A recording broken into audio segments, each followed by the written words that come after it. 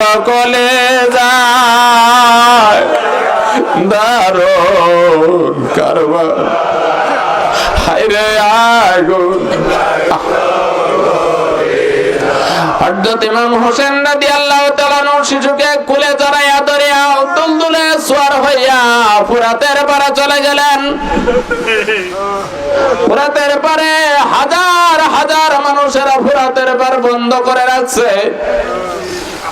ও নানা জানের উম্মতেরা রে, তোমাদের ভিতরে কেউ যদি খাঁটি মুসলমান থেকে থাকো, আমার নানার মহব্বতের মানুষ থেকে থাকো, আমি না হয় অন্যায় করেছি, অপরাধ করেছি, এই শিশুটি কোনোদিন কারোর কোনো ঘর ভাঙে নাই, এই শিশুটি কোনোদিন মিথ্যা কথা বলে নাই, এই শিশুটির দিকে তাকাইয়া এক ফোঁটা পানি শিশুর মুখে তুলে দাও, শিশু পানির জন্য মরে যাইতেছে। ও মা বোনেরা, একটা শিশু সন্তান যদি তোমার কোলে পানির জন্য মারা যায় কেমন লাগবে? সেই দিন কারবালার প্রান্তরে মাদের কেমন কলিজা মানছে রে বাবা। হযরত ইমাম হোসেন রাদিয়াল্লাহু তাআলা শিশু আসগরকে কোলে লইয়া তাদের দিকে তাকায় বললেন, তোমাদের ভিতর থেকে কেউ আছো, একটু পানি দাও, একটু পানি দাও। কেউ কোনো কথা বলে না। ইমাম হোসেনের কথা শুনে কেউ কোনোদিন কথা বলতে পারে সাহস পায় না। এমন একটা যুবক ডাক দিয়ে কয়, ও ইমাম হোসেন একটু দাঁড়াও, তোমাকে পানি দিব, এমন পানি দিব আর কোনোদিন তুমি পানি চাবে না। ইমাম হোসেন মনে করলেন আমার মন বলতেছে বুঝি পানি দিবে,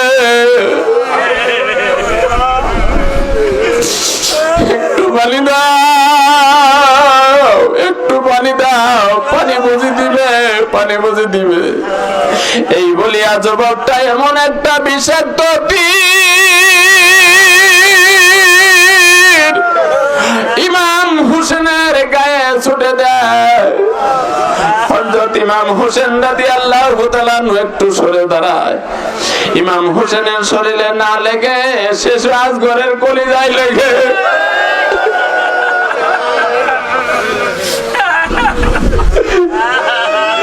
শিশু আসগর হযরত ইমাম হোসেনের দিকে তাকাইয়া করে তাকাইয়া বিষাক্ত তীরের জ্বালা সহ্য করতে পারে না। হায়রে নেদারুন কারবালা,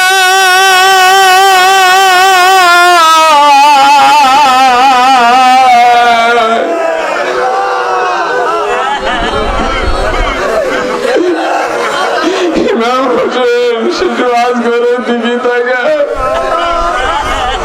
শিশু আসগর চঞ্চল করে চোখের পানি ছেড়ে দিয়ে চাতক পাখির মতো তাকায় থাকে, জীবনটা আল্লাহর দরবারে চলে যায়।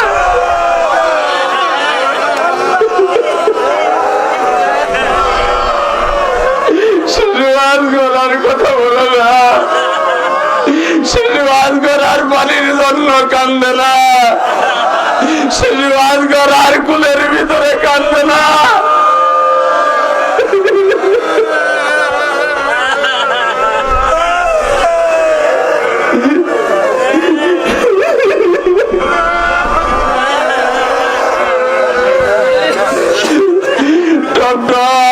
রক্তের ফোঁটাটা জমিনে পড়তেছে।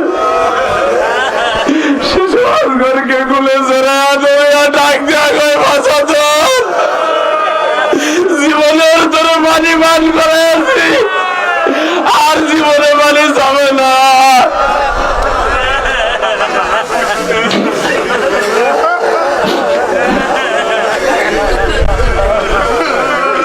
দুলদুলে সওয়ার হইয়া তাঁবুর দিকে রওনা হলেন।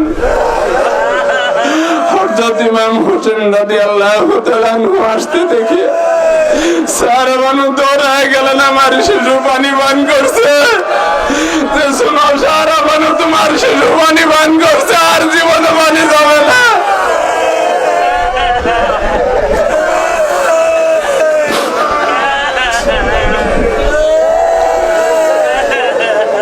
সারা মানুষ দৌড়ায় গেলেন, মন বলতেছে পানি পান করছে, শিশু আর পানি চাবে না। হযরত ইমাম হোসেন রাদিয়াল্লাহু তাআলা নির্বাক কথা বলতে পারতেছে না, শিশুটি কোলে লইয়া দাঁড়ায় রয়েছেন। সারা বানু দৌড়ায় আসলেন, দেন শিশু, দেন কোলে, দেন শিশু কোলে দেন। শিশু কোলে নিবে, তাকায় দেখে শিশুর পিঠ থেকে রক্তের ফোঁটা জমিনে পড়তেছে। হযরত ইমাম হোসেন ডাক দিয়ে কয়, সারা বানু, তোমার সন্তান আর কোনদিন পানি চাবে না, জীবনের মতো পানি পান করে আলিয়ে। সারা বানু রক্ত দেখিয়া চিৎকার দিয়ে জমিনে পড়ে যায়। হায়রে আলী দারুন কারবালা।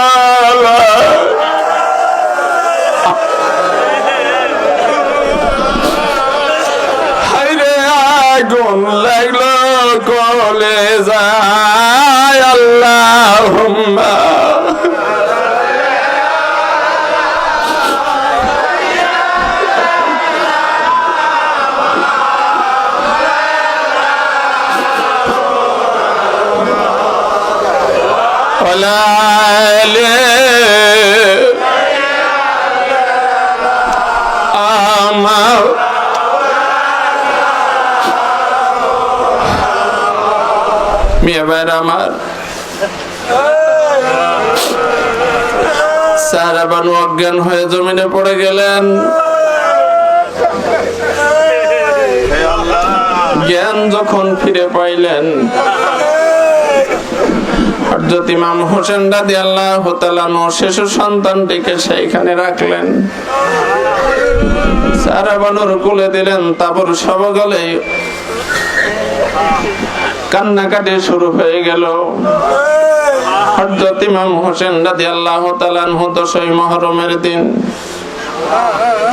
শুক্রবার জুমার দিন, ফজরের নামাজ আদায় করে তিনি ধ্যান করতেছেন, মুরাকাবা করতেছেন। হযরত ইমাম হোসেন রাদিয়াল্লাহু তাআলা বর্ণনা করেন যে আমি যখন ধ্যান করতেছি, মুরাকাবা করতেছি, আমি দেখতে পারি জান্নাত থেকে আমার নানাজন দুটো হাত ভরা ডাকতেছে, ভাই ইমাম হোসেন, তুমি তাড়াতাড়ি চলে আসো, তোমার জন্য জান্নাতের হুর গোলামান অপেক্ষা করতেছে। আমি দেখতে পারি আমার ভাই ইমাম হাসান জান্নাতের ভিতরে বসে আছেন আর চোখের পানি মুছতেছেন। আমার ভাতিজা যখন আমার ভাইজানকে কদম মুচি করতে গেল, তিনি বললেন, আমাকে কদম মুচি করো না, আমার ভাই ইমাম হোসেন যতক্ষণ পর্যন্ত না আসবে আমি কোনো কদম মুচি নিব না। আমার মা দক্ষিণী মা ফাতেমা রাদিয়াল্লাহু তাআলা আনহা জান্নাতের ভিতরে পাগলিনী হইয়া দৌড়াদৌড়ি করতেছে, আসল বেশে আল্লাহ পাকের দরবারে কান্দে, আল্লাহ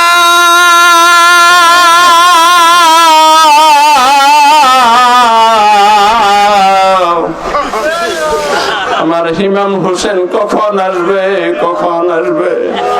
আমার বাবা শেরে খোদা হযরত আলী রাদিয়াল্লাহু তাআলা আনহু জান্নাতের ভিতরে চারজার করে কাঁদতেছেন, বাবা ইমাম হোসেন তুমি তাড়াতাড়ি চলে আসো। আল্লাহুম্মা